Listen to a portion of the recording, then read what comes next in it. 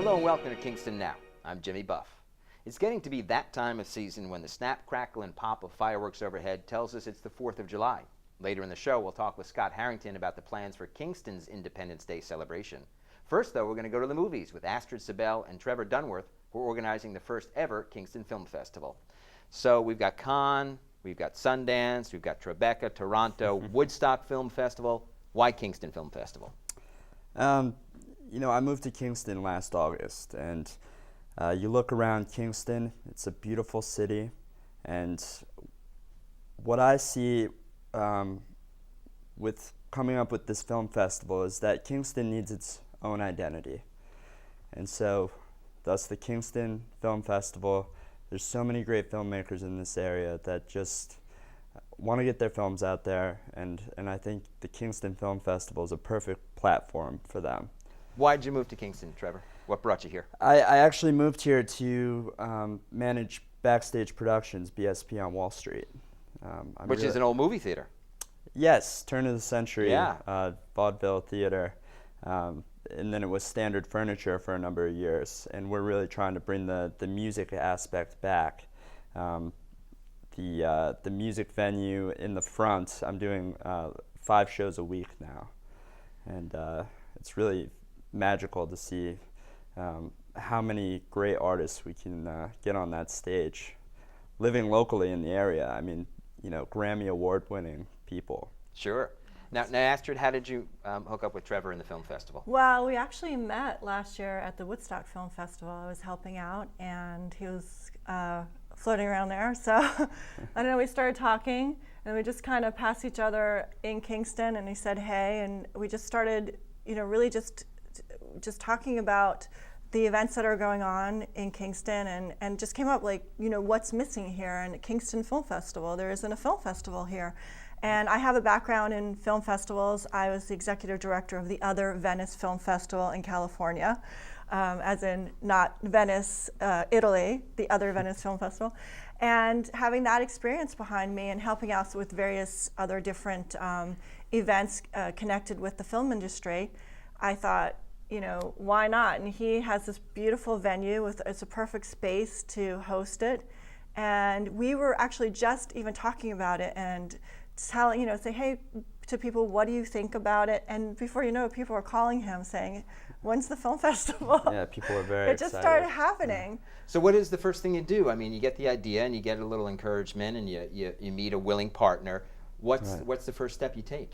Well, I mean, it's really the website and all of those things, and just getting the word out that way through cyberspace. Because I mean, we have so many international submissions. It's great to see that as well. The international community embracing little old Kingston. What is the perspective of the Kingston Film Festival? It's going to take place in one location in BSP. No, actually, we have a couple of different venues. Boydson's is going to be showing film in their outside area, their patio area, that's right? Yes. And also Keegan's, and we've had a number of venues offer to lend their space. So we're really kind of just putting it together right now, the programming, and really deciding, you know, what space. And we have all of August, the Saturdays in August, we're showing films at 3 o'clock and then possibly at 5 o'clock. We're still working that out after the farmers market. So people can come out, enjoy the farmers market, and then, you know, we hope they come into BSP or Boydson's, what have you, and have a beer and you know, a bite to eat and watch a great film. And maybe stay through the whole evening, possibly another film at 5 o'clock, and then enjoy, you know, Kingston at night. So that's what we're hoping to bring foot traffic to the uptown Kingston area in the summertime. Well, tell me, when is the date of the actual festival? Well, so the whole month of August, during the Saturdays, during the farmers market, we'll be showing the films at 3 and 5. And then the awards ceremony weekend is September 7th, 8th, and 9th. And so did you have to look at the calendar of events around and say, okay, when is something not happening in Kingston and this will be okay for us? Yeah, there's so much going on. Mm-hmm. And we have the Jazz Festival coming up in September, and O Positive Festival coming up. Of course, it's Columbus Day weekend. Yeah. Right. Mm-hmm. Did you guys have to, did you go to the city and tell them about your idea? We did. We sat down with the mayor, and part of the proceeds from the Kingston Film Festival will go back to Kingston. So fund various projects beautifying the city. We've had the mayor on the show a lot, and my guess is that he was overwhelmingly enthusiastic about the project. Yes, he was very much. Yeah, that's good to have, isn't it? A supporter like that in your corner? Yeah. No, he's really psyched about the whole idea of it. So, and it was really wonderful having him, support us.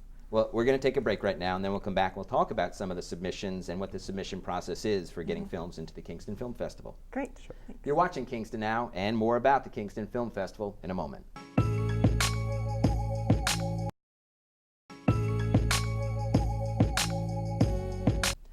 Welcome back to Kingston Now. This week we're talking about the first ever Kingston Film Festival with Astrid, Cybele, and Trevor Dunworth. And we were actually talking during the break that the film festival is sort of unlike other film festivals which take place over 3 or 4 days at a set time, is taking place over the month of August. And you had a comment about that, Trevor, saying, well, that's when the most people seem to be out in Kingston. Right, and we're just trying to get the word out there as much as possible.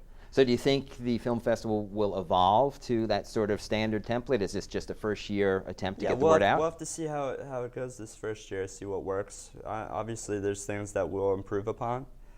But yeah, we're going to try it this way this year. And what I like about the farmers market is it does bring so many people from outside of Kingston here, from all the little parts of the Hudson Valley.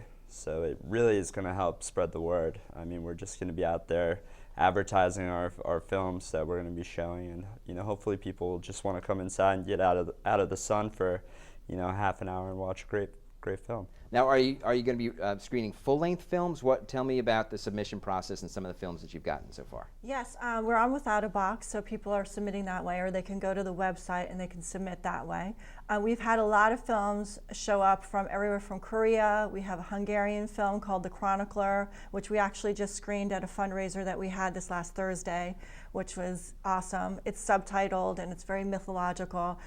We had a lot of fun at that. Yeah. And then we also we have films from all over. And we also are really asking, put the word out to the people in this area, to the filmmakers in this area to submit, because we love to see films by local filmmakers, and we do have a few. And even the films that have been filmed, there was a Korean production here last summer. There was a German production here last summer too. So those films, we're hoping they'll be edited in time to submit and we can show them. Because some of the people that have been in Kingston, they were in the films. It would be really fun to actually screen those films at the Kingston Film Festival. And there have been some major Hollywood productions that have used Kingston in recent years as well. The Jane Fonda movie, for instance, Peace, Love, and Misunderstanding. Yes, yeah. I'm looking forward to seeing that. So is the genre of, are you looking for narrative, for documentary, all across the board? Feature films, documentary films, short films, and then we also have a music video category. So we're putting the word out about all those. Now, the Hungarian film was the first film that you guys selected for the festival. You were telling me too about another film that you have. Yeah, we're really excited about this film. It's called How I Became an Elephant, and it's a film by Tim Gorski, and it's about a young woman. At the time she was 14, she's 16 years old now, and she goes to Thailand and she rescues elephants. And it's just such an inspiring story that this kid just decided to do this, and she does it. I mean, she actually gets over there, and she said, I'm going to rescue elephants, and she found this woman that has this beautiful sanctuary. Her name is Lek. And they go and they bring these elephants back to the sanctuary. And it's just such an inspiring story. It's not only just about elephants and getting the word out about how these elephants are treated and what's going on, but it's an inspirational story about your passion and perseverance and following through on what something that you want to do. And so we have Georgia Fox is the producer of that, and she is actually on CSI Las Vegas, and she's asked the producers if she can take some time off to actually come up to little old Kingston on Labor Day weekend. So we're going to be screening that film at 4 o'clock on Sunday at BSP Lounge. And we're very excited. We're hoping even Juliet, she's still in school, she's 16 years old. We're hoping she can come. If Tim Gorski isn't off filming somewhere, we're hoping he can come. So, one of them at least, we'll be able to take some time off and come. They want to. They've all said they want to come. They want to be here. So they're working on it. Well, let's take a little look at this film. great. They would inject the mother to make the mother really confused, and then they take the baby. About 50 men pull the baby. Sometimes pull the baby to the cross, the baby fight. That baby can die. Or if they take a long time to get the baby in the cross, more than 10 minutes, the baby don't have enough oxygen, baby can die before training as well. If they succeed to put the baby in the cross, during that time, they would tie baby everything, tie the ear, the tail, the leg. And after tie, baby lost freedom, moaning, screaming all night. And they continue to go and stab and abuse all night. Totally make the baby forget the mother. How I Became an Elephant, one of the films screening this summer at the Kingston Film Festival. Astrid, Cybele, Trevor, Dunworth. Good luck with the film festival. Sounds like a great event, and it's very exciting. Thank you. Thank you. Thank you for having us. We're excited too. This is Kingston Now, and next we're Yankee Doodle Dandies with a look at the upcoming Independence Day celebration in Kingston.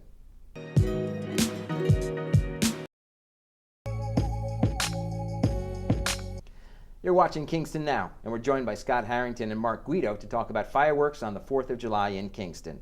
Now that in and of itself is big news. The 4th of July on the 4th of July in Kingston. Huge change, isn't it? How did that happen? Well, Mark and I belong to an organization called Kingston's Waterfront Marketing Group, comprised of some of the businesses that exist on the Rondout: Mariners Harbor, Ship to Shore, Savona's, Dermot's Irish Pub, Kingston City Marina, and the motor yacht, Sandy Henny's motor yacht, the Rip Van Winkle. And we responded to some criticism or critiques from past events when we took over producing.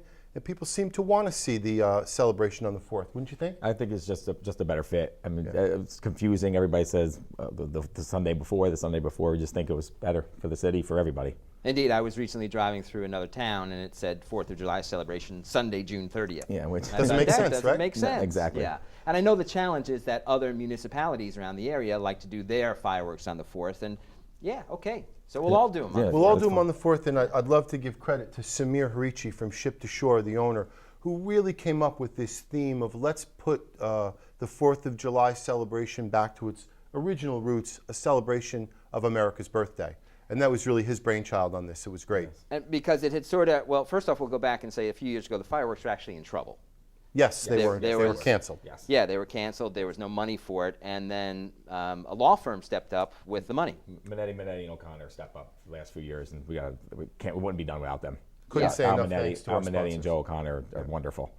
So do you have any idea of how many areas around us in Kingston are supported privately as opposed to by the government? I don't think any. No one else, to our knowledge, is supported privately like Kingston's Waterfront is. This organization we formed when it became clear that due to the economic downturn, the city taxpayers would no longer be able to necessarily support these celebrations, parades, things that go on. So the business owners down there, our group, decided to take it upon ourselves to organize with the purpose of making sure these events could continue, maybe not at the grand scale that they had been before, which has resulted in our learning curve on how to do. We did the Italian Festival last year, we did fireworks last year, we're going to have some more events this year, and it's been a great experience partnering with our sponsors, chief among them Minetti and O'Connor, Rondout Savings Bank, All-American Ford, WBPM, don't let me miss anybody. Copy Hut. Copy Hut, thank you, does all the beautiful graphics for us. But this is private money. This is privately generated money and also supported by the 6 businesses we've put our own money in to organize. As well as your time. Well, yeah. Now, Samir is talking about taking it back to a celebration of the country's origin, the Independence Day celebration. Correct. What did it become? Why did we have to go back to that? Well, I think it became a party. It became a party, and it was about coming down, drinking, eating, and nobody really knew. I don't think people even know what the 4th of July was when there was nothing for the country, nothing about the 4th of July whatsoever. Suddenly fireworks just went off, suddenly right? fireworks just went off, and then everybody went home. And it's really about, like you said, the birthday of this country, and we feel that that's where it should go. What it should go back to. Also, with the change in the economy, it's becoming a little more difficult to be in private enterprise. We, as a group of business owners, decided that we wanted Kingston's Waterfront to be a very family-oriented, friendly location. We don't want anybody intimidated that they couldn't come down, that there would be sort of a festival-like atmosphere. So we've worked real hard over a couple of years to improve, along with our partners in the City of Kingston, Mayor Gallo, who's been incredibly supportive and helpful. He meets with us on a regular monthly basis. The police department. With the police department. Jillian Fisher, who works for the city, has been integral in helping us to promote. All these folks working together. A little bit from the city side, a little bit of the government side, but no money coming from them. Support coming from them, which has been wonderful. And then money coming from the business side, putting it together to create a place for both residents of Kingston and visitors to Kingston to come down and really call a family park. They can eat, they can have a cocktail, they can get ice cream, they can go shopping, take a boat ride. So much to do. Well, let's talk about the fireworks on the 4th of July. The schedule has events starting at 6 p.m. Tell me about what's going to happen at 6, and I guess it'll probably at this time of year, right, it's dark, about 9:30 or so is when the fireworks will go. What happens in between? I think 6, the festivities start. The road, West Strand, I believe, closes, right? We'll close West Strand at 6 o'clock. The small side of the street, so Broadway will be open, so people can get down there and park. And I believe 7 to 9, right, is Hot Rod? Hot Rod is going to play. Hot Rod. Some live music, yeah. Yeah, live music from 7 to 9. Local band. And also we'll do a little meet with the mayor, Shane Gallo. Right, after Hot Rod plays, the mayor will come up and speak. Yeah, and then I believe, I think Ed Ford, the Kingston historian. It's incredible. Yes, Ed Going to give us a little background on Kingston and Kingston's place in American history. And what a place it is, because when you're talking about the American Revolution, Kingston was Happened in our river. It did. It was front and center in that war. So a really appropriate place to be celebrating the 4th of July. On the 4th of July. That's where we're going. Guys, we'll take a quick break. We'll talk about the health of the waterfront when we come back, okay? Great, thanks. This is Kingston Now. More about the 4th of July when we come back.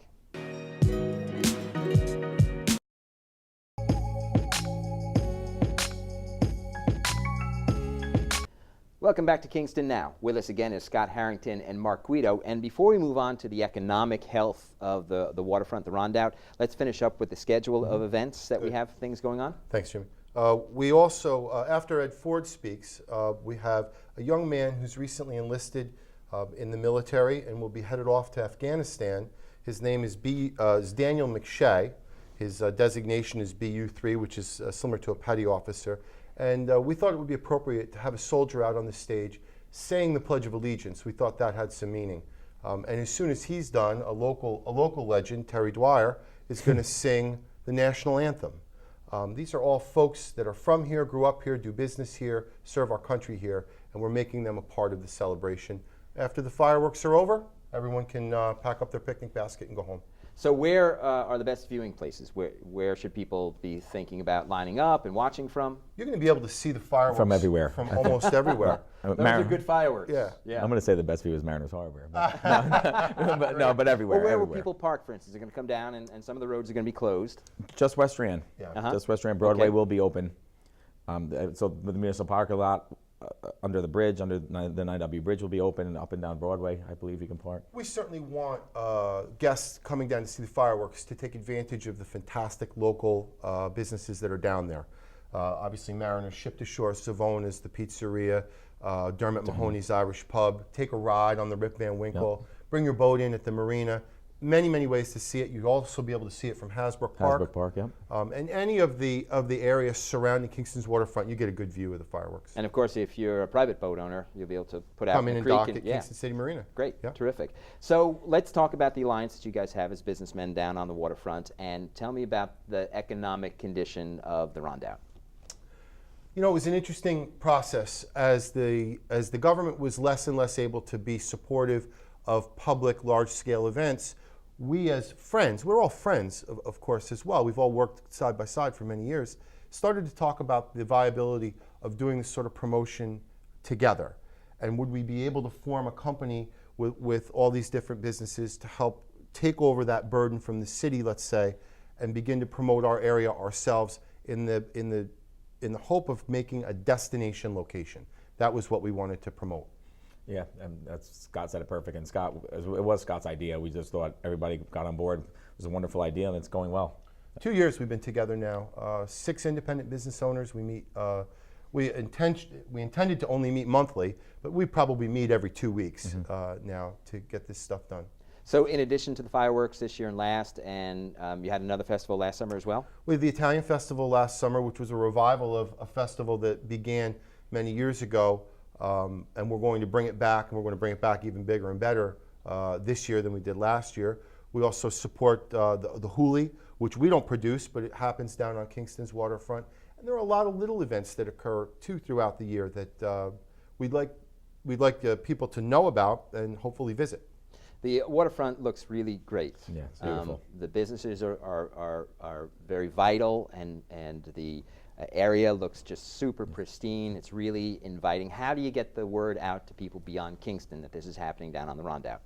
I think that Jillian Fisher is a great addition to that team. She's someone, and I don't know her title, so forgive me, but she's a media person.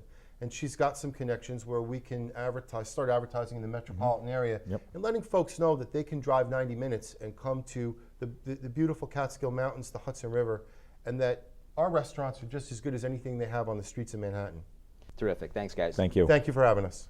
That's it for this week's show. Thanks to our guests Astrid, Cybele, and Trevor Dunworth. To learn more about the Kingston Film Festival, go to kingstonfilmfestival.org. Thanks also to Scott Herrington and Mark Guido. Mark your calendars. The 4th of July on the Kingston waterfront is on the 4th of July. Remember, all our shows are now archived on our YouTube channel. You can find that link on our Facebook page. You can also suggest topics for future shows on Facebook. For Kingston Now, I'm Jimmy Buff. See you next time.